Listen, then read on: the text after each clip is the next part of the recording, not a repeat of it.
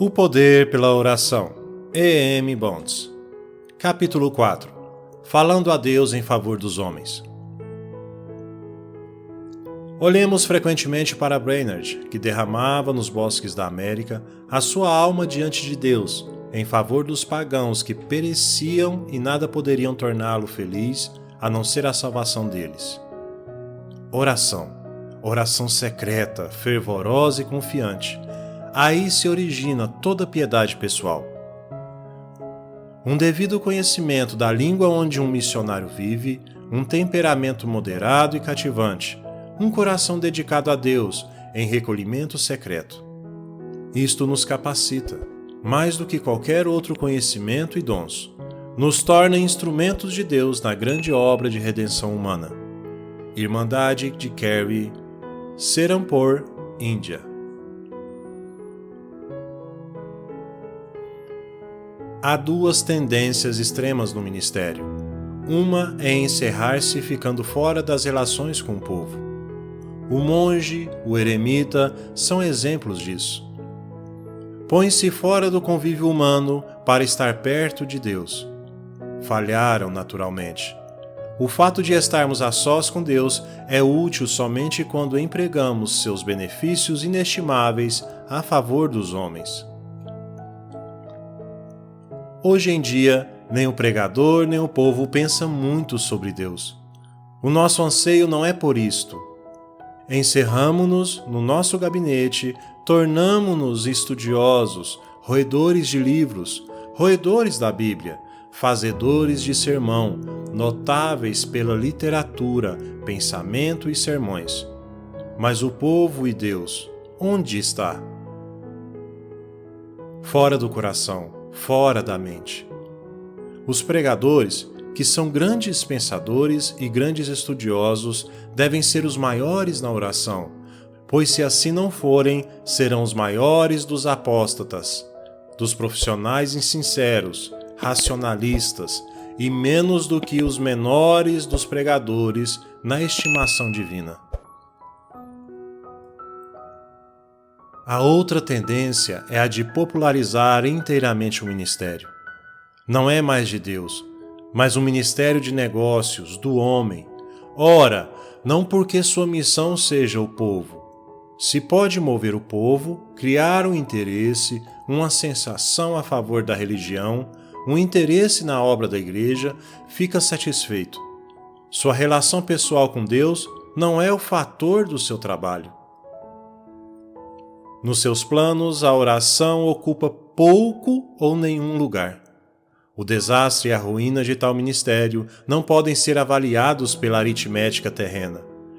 O que o pregador é, na oração a Deus, para si e para o povo, será o seu poder para o bem real dos homens, e será verdadeiramente frutífero e realmente fiel a Deus e ao homem para o tempo e para a eternidade. É impossível ao pregador conservar seu espírito em harmonia com a natureza divina de sua sublime vocação sem que ore muito. Dizer que o pregador pode conservar-se equilibrado e apto pela força do dever e pela fidelidade laboriosa ao trabalho e à rotina do ministério é um grave erro. Até mesmo a confecção de sermões, incessante e obrigatoriamente, como arte, dever, trabalho ou prazer, pode absorver e endurecer pela negligência à oração e apartar o coração de Deus.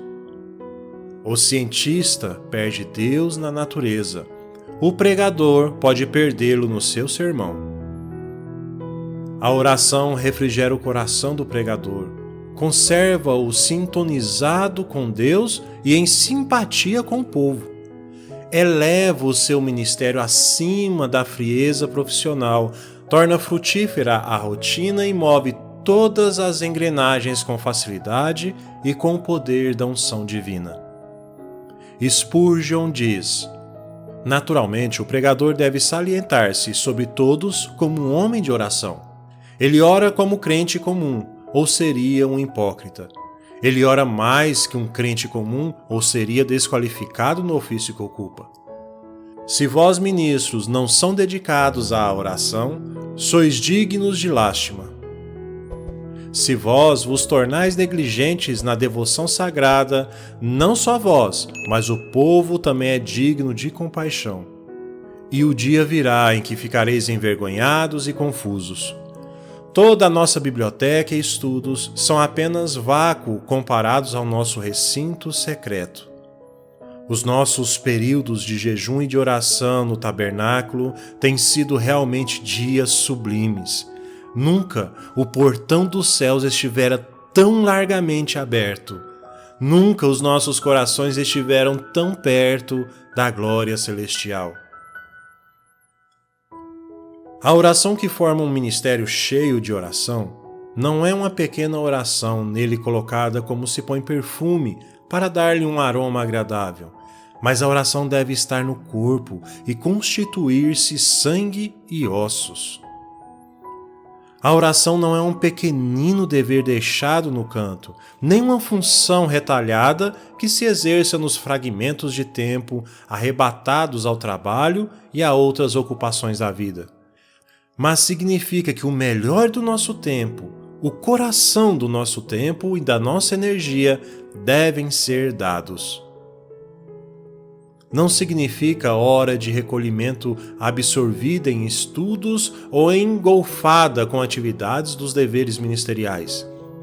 Significa, porém, que o recolhimento espiritual deve estar em primeiro lugar, o estudo e a atividade em segundo, e ambos refrigerados e tornados eficientes pela oração em secreto. A oração que afeta a vida do ministro deve dar tom a esta mesma vida. A oração que dá cor e tendência ao caráter não é um passatempo curto e agradável.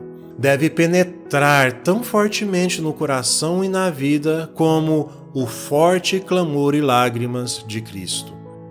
E deve levar a alma a uma agonia de desejo como a oração de Paulo. Deve ser um fogo alastrador e um poder como a oração eficaz e fervorosa de Tiago. Deve ser de tal qualidade que, quando colocada no incensário de ouro e queimada diante de Deus, produza poderosas angústias e revoluções espirituais. A oração não é um pequeno hábito incutido em nós desde o regaço de nossa mãe, nem é uns poucos segundos de ação de graças dada antes de uma refeição de 1 hora, mas é o trabalho mais sério dos nossos mais sérios anos. Exige mais tempo e apetite do que as nossas refeições mais demoradas ou festas mais ricas. A oração que dá eficácia à nossa pregação deve dar-se maior importância. O caráter da nossa oração determinará o caráter da nossa pregação. Uma oração ligeira fará uma pregação superficial. A oração torna forte a pregação, dá-lhe unção e torna-se penetrante. Em todo o ministério de bons resultados, a oração tem sido sempre uma tarefa séria. O pregador deve ser preeminente um homem de oração. Só na escola da oração o coração pode aprender a pregar. Nenhuma erudição pode suprir a falta de oração. Nem o zelo, nem a negligência, nem o estudo, nem os dons suprirão sua falta. Falar aos homens a respeito de Deus é uma grande coisa, mas falar a Deus a favor dos homens é ainda maior.